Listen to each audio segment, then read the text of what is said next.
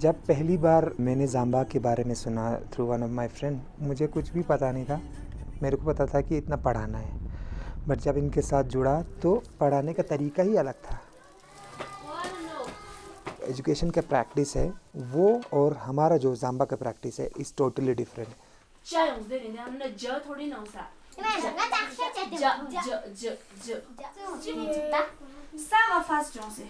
लद्दाख में government school centric काम करने वाला कोई लोकली बॉर्न एनजीओ बहुत कम थे। तब हमने डिसाइड किया कि हम ये ऑर्गेनाइजेशन शुरू करेंगे और विल कॉल दैट, जो भी होगा वो ज़ाम्बा, because will be working to connect people, working to connect policies to people, working to connect outside resources to our people. It will be focused for the most marginalized, जहाँ पे शायद कोई नहीं पहुँचता, वहाँ पे जाके हम काम करने की कोशिश करेंगे।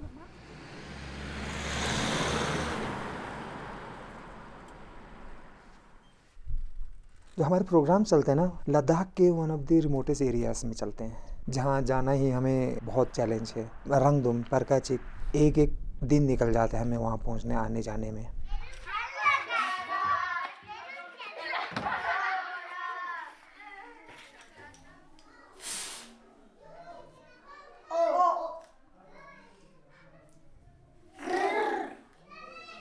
क्या बचा?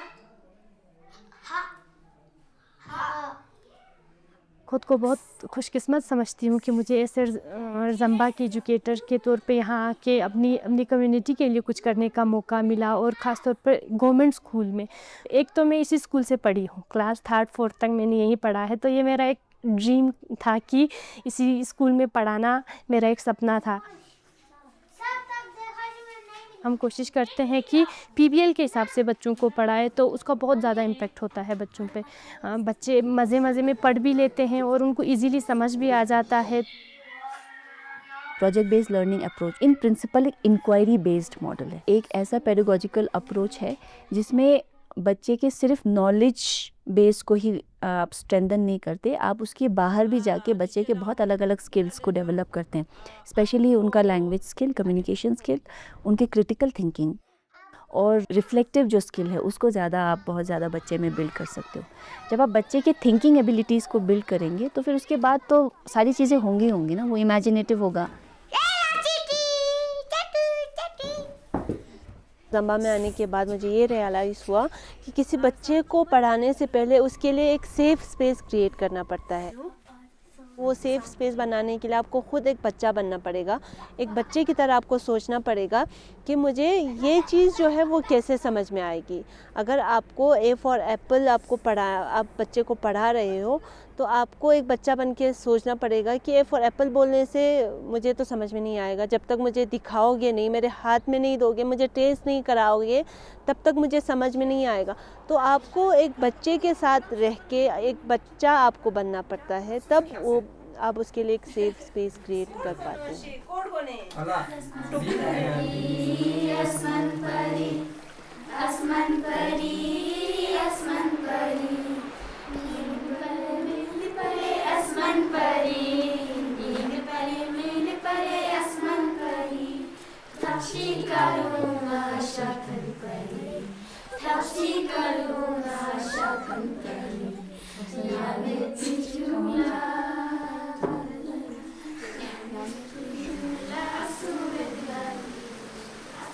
ये जो शर्ते है ये डिस्ट्रिक्ट कारगिल से लगभग 60-70 किलोमीटर दूर है, और ये एक ऐसा एरिया है जहाँ पे ना रोड कनेक्टिविटी है, ना कोई नेटवर्क कनेक्टिविटी। तो ऐसे जगहों में जो है एजुकेशन में बच्चे जो है वो काफ़ी पीछे होते हैं।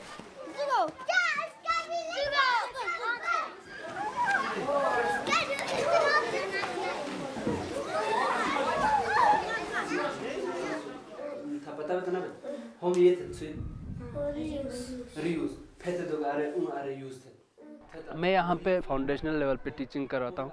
जो भी हमें उन्हें पढ़ाना होता है हम उनको करवाते हैं। इस वे में ऐसा ये होता है कि बच्चे लोग बहुत ही ज़्यादा अच्छे से पिकअप कर लेते हैं, और ऑथेंटिक होता है तो वो लोग बहुत ही जल्दी रिलेट कर पाते हैं, उनको वो बहुत ही इजीली मेमोराइज कर पाते हैं।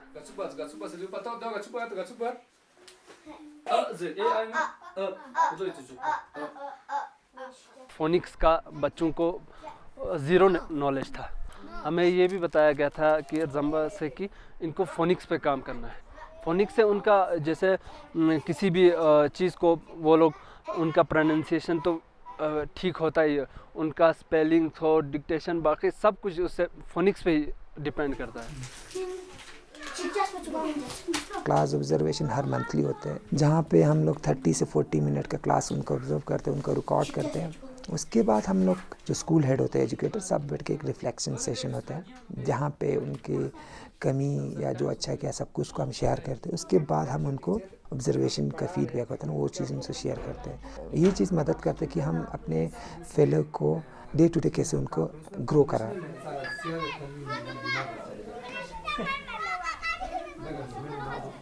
जो मेन डेवलपमेंटल डोमेन है या उसमें जो हमारा उनका असेसमेंट शीट में होता है, वो होता है कम्युनिकेशन या फाइन मोटर स्किल्स। ऐसे 6 एलिमेंट्स है जो हम ध्यान में रख के उनका असेसमेंट करते हैं।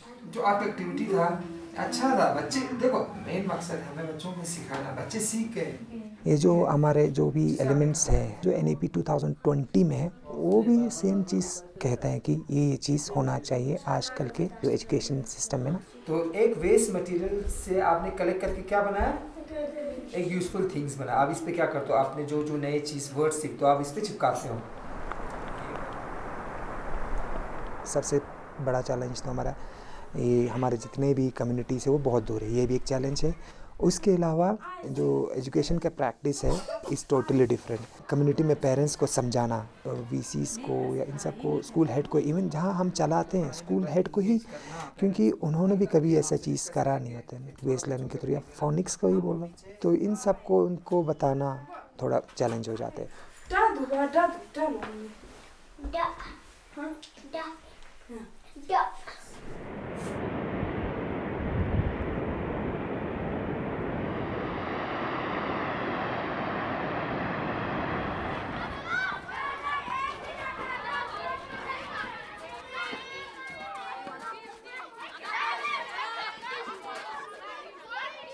मेरी स्कूलिंग जो है इसी स्कूल से हुई है, गवर्नमेंट मिडिल स्कूल सलामपुरा।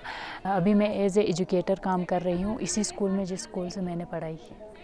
जब मैं स्कूल में थी तब जो फैसिलिटीज़ अभी हैं वो थी ही नहीं बिल्कुल भी। आज बच्चों को टैबलेट्स मिल रही है, खेलने के लिए चीज़ें मिल रही है, सारा कुछ फैसिलिटी है, मगर पेरेंट्स इन्वॉल्व नहीं हो रहे हैं उस चीज़ पर। पेरेंट इन्वॉल्वमेंट ना होने की वजह से हमें ये चैलेंज हो रहा है कि बच्चे होमवर्क नहीं कर रहे हैं। बाकी स्कूल में जो एक्टिविटीज़ हम कराते हैं वो बच्चे अच्छे से करते हैं और बहुत मतलब एक्टिवली पार्टिसिपेट करते हैं। हर बच्चा, चाहे वो KG क्लास का बच्चा हो या 8th क्लास का बच्चा, वो खुद वहाँ से बोलते हैं मैम आज हम ड्राइंग करेंगे, मैम आज हम ये करेंगे, मैम आज हम राइम्स पढ़ेंगे, आज हम चेयर वाला गेम खेलेंगे। तो बच्चे खुद वहाँ से इन्वॉल्व होते हैं इस सारी चीज़ों में।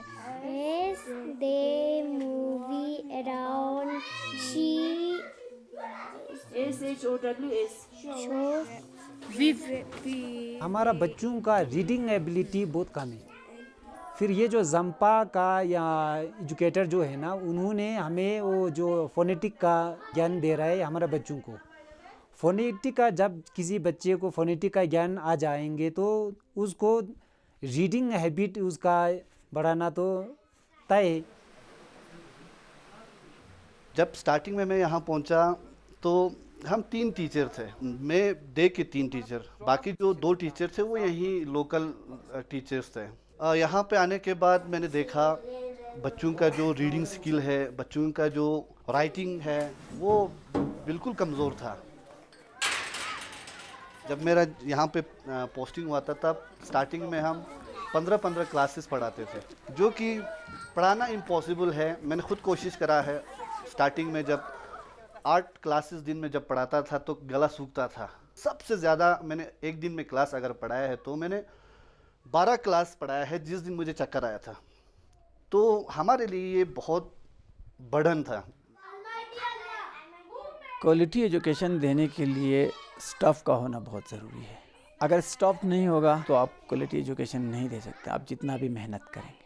और इस स्कूल पे हम 3-4 साल से 2 ही स्टाफ काम कर रहे थे, लेकिन जब से 4 साल से तो जम्बा वालों ने हमें एक फैकल्टी दे दिया है, उसकी वजह से हमारा काम काफ़ी आसान हो गए हैं। एक टीचर मेरे पास इस ऑर्गेनाइजेशन की तरफ से, जम्बा की तरफ से इतना फ़ायदा मिला कि मैं बयान ही नहीं कर सकता हूँ। जिस अंदाज में वहाँ इनको पता नहीं कैसी ट्रेनिंग दी जाती है मुझे मालूम नहीं है। हमारे कुछ बच्चे आज 5th में पहुँचे। 3 साल पहले जो है वो तीसरी में थे या दूसरी में थे। जब तीसरी पास करके उन्होंने हमारे हवाले कर दिया तो हमें भी शौक़ बढ़ा, ये बच्चे इतने वहाँ से तैयार होकर आ गए और हम इस पर काम करेंगे तो वो बच्चे आज अल्लाह का फजल है कि आने वाले 2-2.5 साल में हम समझते हैं वो हमारा नाम ऊंचा करेंगे, हमारा सर ऊंचा करेंगे।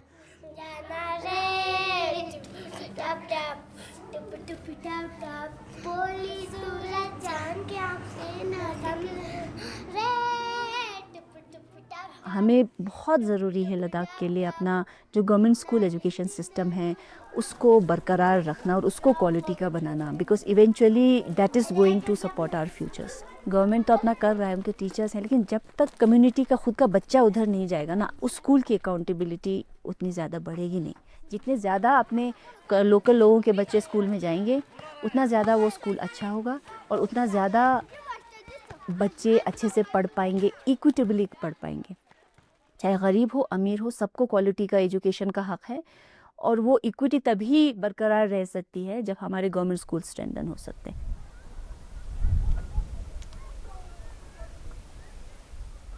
जैसे हमारे एक स्कूल छनेगुन में ना एक टाइम पे था, हम जब जाते थे वहाँ पे बहुत सारे स्कूल है जहाँ पे हम देखते थे कुछ बुलाते थे तो मेल ही मेल, दिखता ही नहीं था कोई भी फीमेल। तो अब बहुत सारे स्कूलों में ना मदर इंगेजमेंट बहुत बढ़ गया है, कम्युनिटी के इंगेजमेंट बढ़ गया है और स्कूल और कम्युनिटी का रिलेशन बहुत अच्छा हो गया है। ये सब कुछ नज़र मतलब हमें चेंज दिखता है हमारे इंटरवेंशन के बाद।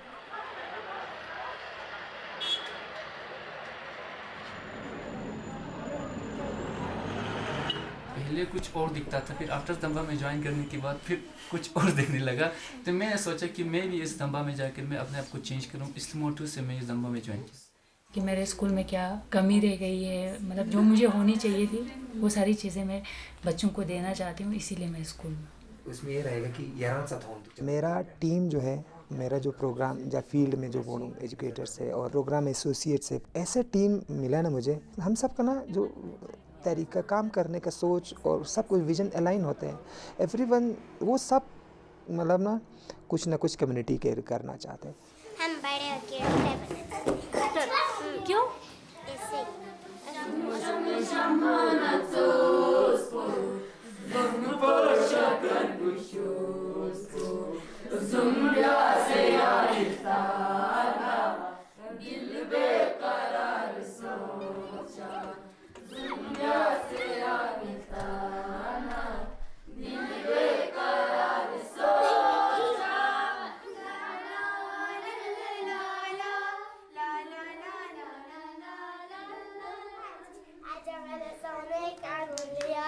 तुम्हें घंटी से खाऊंगा। अब बोलो छे छे खिंदी अच्छे खिंदी अच्छे अच्छे मेरे सोने का गुड़िया मैं तुम्हें घंटी से खाऊंगा। अब बोलो सात सात